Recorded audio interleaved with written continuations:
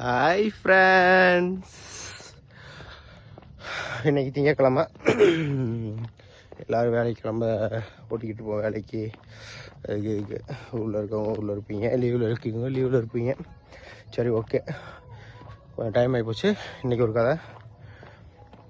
ஒரு ஊரில் ஒரு அரசன் இருக்காப்புல. அரசனுக்கு வந்து மீன் உணவுகள்லாம் ரொம்ப பிடிக்கும், மீன்னா ரொம்ப பிடிக்கும். அப்போ அந்த ஊரில் இருக்க ஒரு அரசனுக்கு மீன் பிடிக்குங்கிறது எல்லாத்துக்குமே தெரியும், நாட்டில் இருக்கவங்களுக்கு. அதனால் அவர் என்ன அரசனை பார்க்கறதுக்காக ஒரு மீனை பிடிச்சிட்டு வந்து கொடுக்குறாப்புல. மீனை வந்து பிடிச்சி வந்து கொடுத்துட்டாப்புனே அரசனுக்கு வந்து எப்போவுமே சந்தோஷமாக இருந்தால் எல்லாத்துக்கும் ஒரு சன்மானம் வழங்குறது வழக்கம். அந்த மாதிரி அந்த மீனை வந்து பிடிச்சிட்டோம்னே டபக்குன்னு தூக்கி ஒரு 100 பொற்காசுகளை கொடுத்துட்றாப்புல. இது பக்கத்தில் இருந்த மனைவிக்கு டென்ஷன். ஏன்னாங்க, ஒரு மீனை வந்து கொடுத்ததுக்கு போய் இப்படி ஒரு 100 பொற்காசுகளை தூக்கி கொடுத்துருக்கீங்களே. நேற்று ஒரு நம்ம படையில் இருக்க ஒருத்தர் வந்து ஒரு சிறந்த காரியம் செஞ்சு அவருக்கே 50 பொற்காசுகள் கொடுத்தீங்க, இவருக்கு என்னங்க 100 பொற்காசுகள் கொடுக்குறீங்க? அப்படி அதை வாங்குங்க அப்படிங்கிறாப்புல. கொடுத்த பொருளை திருப்பி வாங்குறது அரசருக்கு பழக்கம் இல்லைங்க அப்படின்னு அவர் சொல்கிறாப்புல. இருந்தாலும் அந்த அம்மாவோட நமைச்சல் தாங்க முடியல.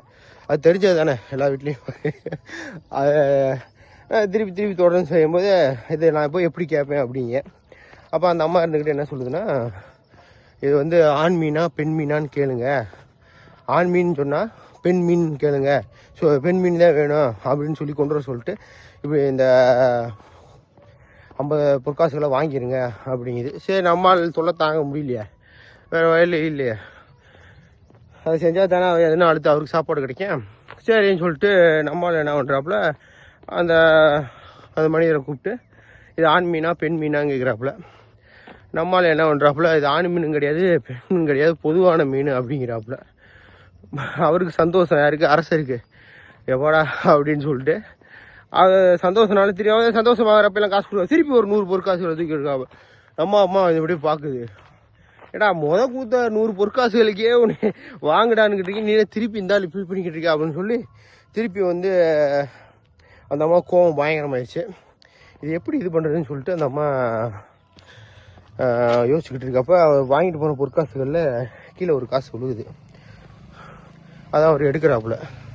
அப்போ திருப்பி அந்த அம்மா சொல்லுது, பார்த்தீங்களா நீங்கள் இவ்வளோ பொற்காசுகள் கொடுத்துருக்கீங்க, ஒரு கீழே விழுந்த ஒரு பொற்காசுகளை கூட விட்டு போக எடுக்காம. அப்போ அந்த பேராசை பிடிச்ச மனுஷனாக இருக்காப்புல, நீங்கள் பேராசை பிடிச்ச மனுஷருக்கு இப்படி சன்மானத்தை அள்ளி தரீங்களே அப்படின்னு சொல்லிட்டு அந்த அம்மா கேட்க.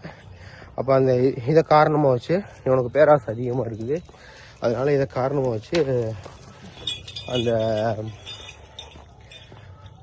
அவர்கிட்ட இருக்க இதெல்லாம் வாங்குங்க அப்படின்னு சொல்லி விடாமல் திரும்பி நம்ம அரசன் வந்து கூப்பிட்டு கேட்குறாப்புல, எப்போ உனக்கு இவ்வளோ பொற்காசுகளை கொடுத்தேன், கீழே விழுந்த பொற்காசுகளை போய் இப்படி எடுக்கிறியாப்பா, இப்போ காசு மேலே உனக்கு எவ்வளோ ஆசை அப்படின்னா, ஐயா நீங்கள் அரசரே நீங்கள் இவ்வளோ கொடுத்துருக்கீங்க, எனக்கு காசு மேலாம் பெரிய ஆசை கிடையாது, அந்த உங்கள் உருவம் பதிச்ச காசாக இருக்குது, அது கீழே விட்டு 4 பேர் போகிற வரணுங்கள உங்களுக்கு விஷயம், நீங்கள் உங்களுக்கு என்னங்க மரியாதை அப்படின்னு சொல்லி சொல்கிறாப்புல.